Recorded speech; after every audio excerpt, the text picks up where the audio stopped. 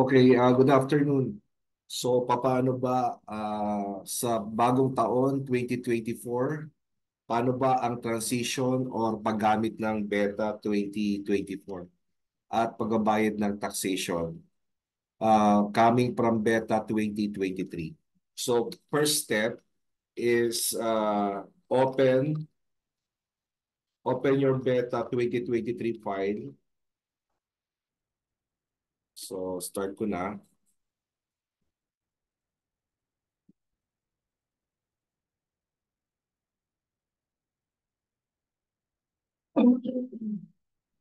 So, pagdating kasi ng panibagong year, ay kailangan mo mag-create uli ng beta na bago. So, yung dating beta na 2023, uh, maglilib na tayo dito. Tapos, but before that, using this beta 2023, mag-generate muna tayo ng Excel, ng BIR compliances natin. Then mag-create tayo ng another year, 2024. At yun ang gagamitin natin sa pagbabayad ng December na taxation na BIR compliances. So, number one is open your beta 2023. So, log in 1, 2, 3, 4. So, maximize ko na para makita. So, for example, meron akong mga sample data dito coming from our seminar na in-input natin at sa tingin ko ay meron tayong procurement from suppliers na merong withholding tax. Kapag may withholding tax, natural lamang na dapat i-remit natin ito ngayong buwan ng January. So, the transactions made last December. Okay. So, ano ba itong compliance natin na kailangan nating asikasuhin ngayong January? So una is in terms of BIR compliances, kailangan natin i-remit yung 1,600. Okay, yung 1,600 transaction niya noong December 2023. Okay? Tapos ito ang deadline nito ay January 10 of 2024. Tapos kailangan din natin i-remit yung ating withholding expanded na sa ngayon ay since na yung December ay quarter ending which is the fourth quarter. So, i-report natin instead na 0619E, i-report natin siya sa 1601 EQ. Okay? Ang deadline nito ay 1601 EQ. Ang deadline nito ay supposedly until January 31 of 2024. So bakit ganon? Kapag 0619E ang deadline niyan, yung mga non-quarter ending ay kasabay nitong 1,600 every 10th of the following month. But in this case, since the December ay quarter ending or the fourth quarter, so you will, instead of the 0619E, we will use the 1601 EQ. At ang deadline ngayon kapag quarter end ay last day of the following month. So January 31, 2024. So ang report natin ito, since ito ay quarter, ito ay October 1 to December of 31, 2023. So ito yung coverage ng transactions na i-report natin. However, no October, November, December, okay, yung October I mean, ay hindi pa tayo dito sa barangay. So ang nag-assume pa nito ng payment which they have made supposedly on November 10 of 2023 ay yung old admin pa. No? Supposedly. Okay. Kung tayo ay nag-assume na ng office nitong November na to, so sa atin na dapat mag-report noong October. Ngayon, kung nabigyan ka ng report ng October, so ma-remit mo siya. Kung hindi, no, bahala na. No, zero na lang yung transaction. Then, noong November transaction, supposedly, noong December 10 of 2023. Since na itong October, November ay hindi quarter ending, kaya ginamit nating form dito yung 0619E. Okay. But this time, reporting na December quarter ending, 1601 EQ na ang re-report natin. Which is, ang deadline ay January 31 of 2024. So, tatlong buwan na yung re-report natin. So, ang mangyayari dyan ng sistema, yung payment natin na October, no? Kung ano man yun, kung nagbayad man, at yung payment ng November kung meron man, at yung payment ngayon, isa-sum up to, yung tatlo na yan, okay? Minus, ima-minus yung payment nitong October, saka November. So sa madaling salita, ang payment lang supposedly ay talagang buwan ng December. O so assuming, para maintindihan natin, ang ginawang payment nung November, nung October ay 1,000. Then October ay another 1,000. Ngayon, na-compute natin as on December ay kailangan nating bayarin yung 1,000. Since na report na to noong 0619E noong November 10 at December 10, kunwari na bayaran na in full, so 1,000. So all in all payment is 2,000, tama. So pero ang sum nito ay 3,000. So now, magkano na lang i-remit natin December? So 3,000 minus 2,000. So we need to remit pa ng 1,000 pesos using 0619E. So the question is, walang na-turnover na document sa amin. So hindi namin alam kung ano withheld. So limbawa, siniro out nyo na yan, zero out din to. Tapos ngayong December, merong 1,000. So wag na nating intindihin yung dati, no? Yung October, November, December, sila naman ang may pananagutan ng responsibility.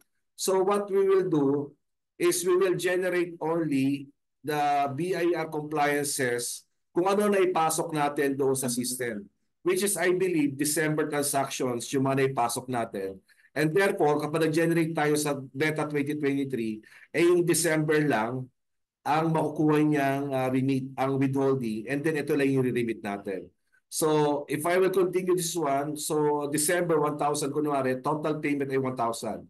Since wala tayong payment na October at November or walang reporting, zero ang payment natin, and therefore, 1,000 yung ating i-remit, which is transaction made last December only. Ayun yung nasa beta natin.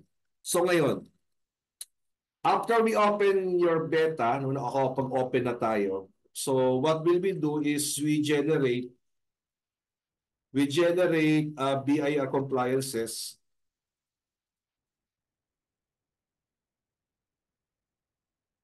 So ano yung generate natin? Yung 1600 saka 1601 EQ, no?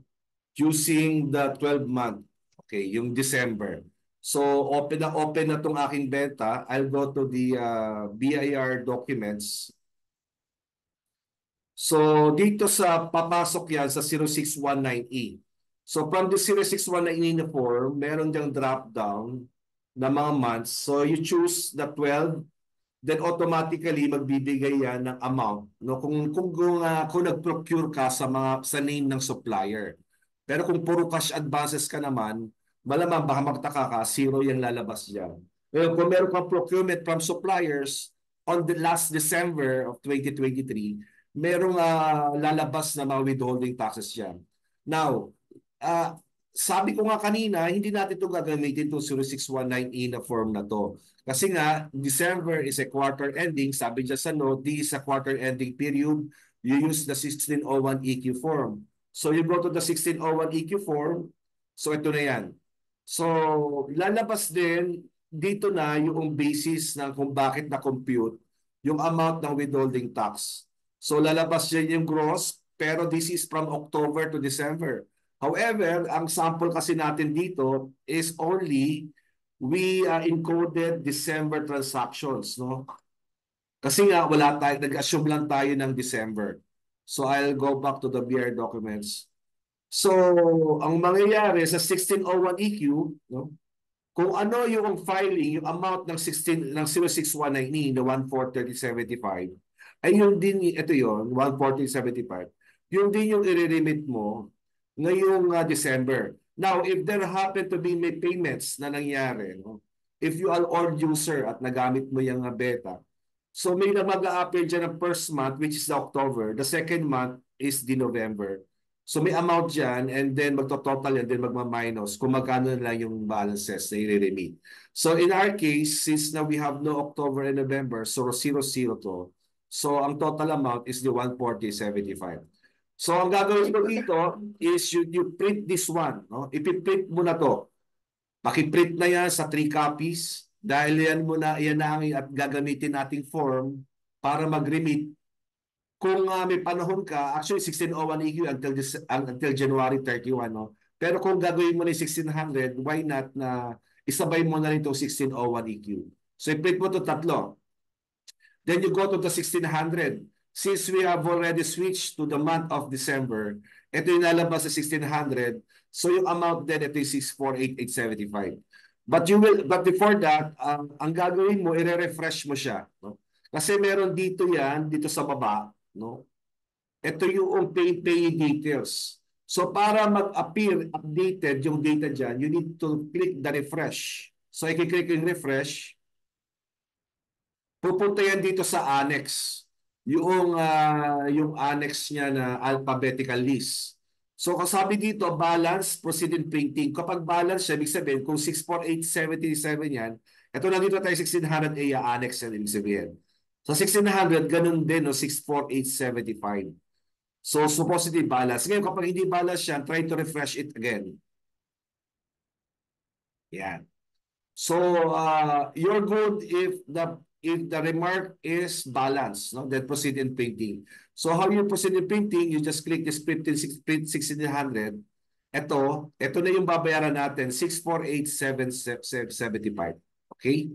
So, ino-note ko lang no, before we leave on this form. Ino-note ko dito 1430.75, 1430. So ito ay 1430.75. Yung 1600 naman ay 6488.75. 6488.75. Okay, na-note na. Then, don't forget to print it kasi isi-switch na natin itong beta from 2023, gagawin na natin 2024. Maglilib na tayo dito kasi hindi na tayo pwedeng mag-transact ngayon sa beta 2023 dahil ang budget na itatransact na natin ngayong January ay budget for the 2024. Okay, so okay na tayo sa BIR, no? So what is the next step? The next step is create beta 2024. Okay. Pero ililib mo yung beta 2023, sisave mo lang din yan. Nandyan lang yan sa desktop mo or saan mo nilagay na file. Kung gusto mong balikan, yun yung open mo. Now, pero kapag makapag-transact ka ngayon 2024, ito na yung gagamitin natin, create beta 24. But before we create the beta 2024, alamin mo muna yung check number. Okay, na last. Check number last. Kasi yan ang susunod na magiging basis natin sa 2024. So, paano ko makikita yan doon sa ADB? Dito sa pinakadulo, sabi dyan, 125009. That was the last check issued by me, kunwari. 125009. So, 125009. Ito yung last. So, ang susunod niyan ay dapat 125010. Okay. Itong 125010, in my case, yan ang i-create ko na beta check later. Okay. So, paano ngayon mag-create ng beta 24 going back to our original objective, no? So, you go to the App Pro button. From the App Pro, makikita mo dyan, create new beta file. Okay. I-click ko na itong create new beta file. Pero before that, save ko muna to. Save ko muna itong 2023, ha? Para lang, kasi iiwanan ko na to later. Okay. Click the create new beta file. This will erase all your data in your current beta. So, itong 2023, may erase mo yan kung sakasakali. Pero nakapag-save na tayo.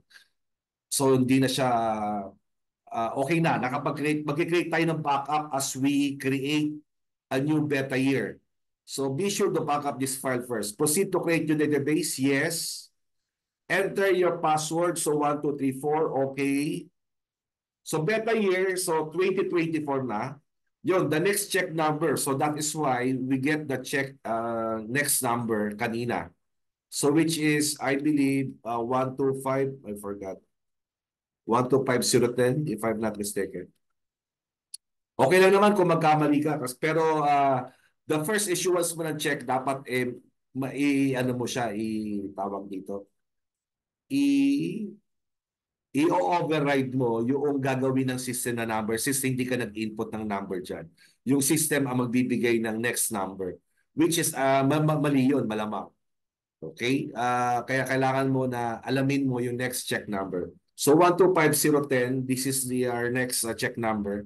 So once I click this create button, may erase yung data ko doon sa homepage. No? So i-create ko na, create. Yan. You have successfully created a new beta file. All passwords will reset to 1234. Click Save as Excel binary workbook. Ito dapat mong gawin mo, no? Isi-save as mo to.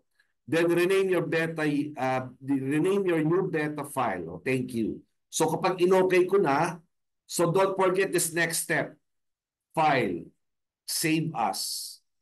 Your data ready to be saved. Please wait. So naka-save as tayo. Okay.